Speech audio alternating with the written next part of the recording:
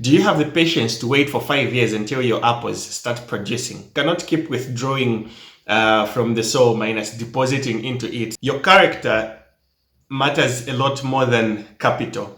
Farming is not going to change your character, but it's going to reveal you to yourself.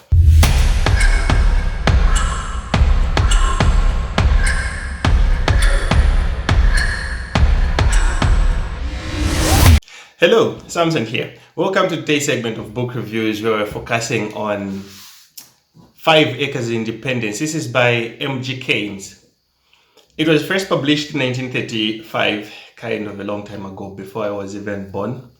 Yeah, but it is not an escape to the country romantic kind of book. However, M.G. Kains was a practical farmer and a consultant who wanted to save a lot of farmers from the day-to-day troubles that they got to meet in their farming practices. So the title itself promises independence, but the delivery of the message that Kains actually gives is a hard truths about capital, about soil management, and about the tediousness that just comes with small-scale farming itself. And in today's segment of reviews, I'm going to give you 6 major lessons that I got from the book. So diving right into it. The first lesson that I got from the book is the fact that you need to know yourself before you decide to buy land. Your character matters a lot more than capital, simply because farming is not going to change your character, but it's going to reveal you to yourself. The core question here that comes up is, can you be able to work for 12 to 16 hours on a constant basis without wearing out? Can your family accept to live with you in the countryside even when things do not seem like they're going to be able to work out? Do you have the patience to wait for 5 years until your apples start producing? Do you have the patience to wait for 10 years till you start reaping the benefits of the pine trees that you planted? So you need to be able to understand yourself before you even think of purchasing land and just going full-time into farming. There is this notion that when I retire, or when I'm tired, that's when I'm going to do farming. But do you have the character and the patience to wait for others? So there is this whole huge assessment that you need to just put into consideration. The second lesson that I got from the book is that small is beautiful, but not easy. So small scale farming is not low investment farming, no.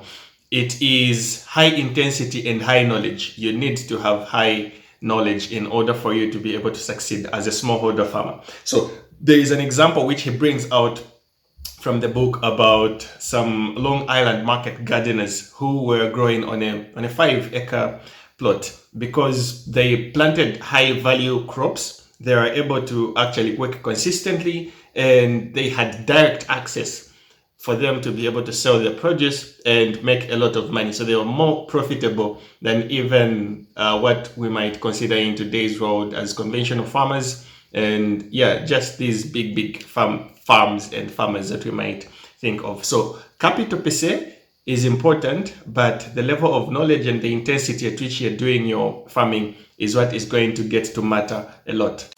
The third lesson that he points out is that your soil is your bank account. Soil fertility isn't mysterious. So it's organic matter, the drainage, balance of nitrogen, phosphorus, and potash.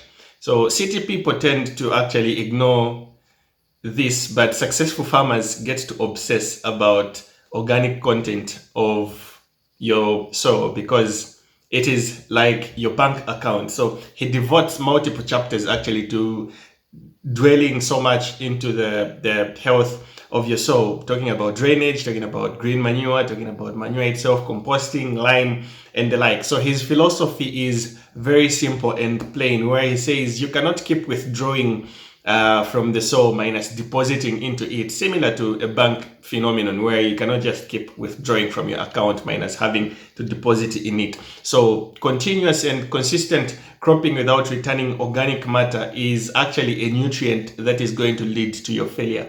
The fourth lesson that he brings out is that you need to diversify for year-round income. The focus is you do not need to pull all your land into long-term crops which are going to just give you maybe money once in a year. You need to layer out a turnaround of consistent produce, could be on a weekly basis or on a monthly basis at most, because he emphasizes that you need to be able to sell on a daily basis. And the question that he poses is, how do you eat while you are still waiting for your produce to grow? And the answer is very simple. Grow a lot more vegetables, keep at least chickens or something. You need to be able to, even if you're doing bee rearing and the like, you could be able to venture into those so that you could have something that is diversified and giving you an income which is consistent and constant for you to be able to survive.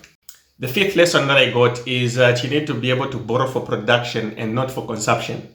Debt is not a sin, as he says, but you only borrow for things that will be able to pay for themselves. And you need to structure your repayment methods which are consistent with your cash flow. So the rule here is that whatever you borrow, the repayment should be able to come from the crops that you are intending on actually growing, producing, and taking to the marketplace. And he emphasizes and gives a suggestion that your bank cashier can be your advisor when it comes to finances, because those guys are dealing with the money that you are dealing with yourself, and you need to be able to keep an inventory policy. So yeah, they need to consider all those factors. You borrow only for production and not for consumption. Lesson number 6 I got from the book is that you need to be able to work smart, not just hard. Fact is, small scale farming and farming in general is a lot of hard work. But remember, we're dealing with working smarter and not just working harder. And the high intensity and high knowledge that you need for farming now comes into play, where you understand that the application of the knowledge that you get is going to really help you to get a lot more returns from there. So farming is not just a brute force. Instead, it's observation, it's timing, tool selection, and knowing where to tap, like a mechanic who charged for knowing where to hit. It is something that is really going to help you to get returns out of farming.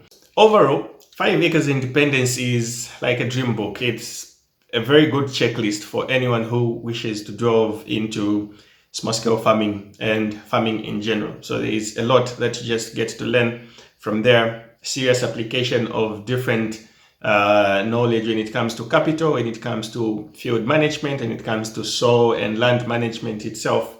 So if you're an aspiring farmer or an interested farmer, this is a book for you. So yeah, 5 Acres Independence, MG Kains, till we meet in the next segment I am checking out.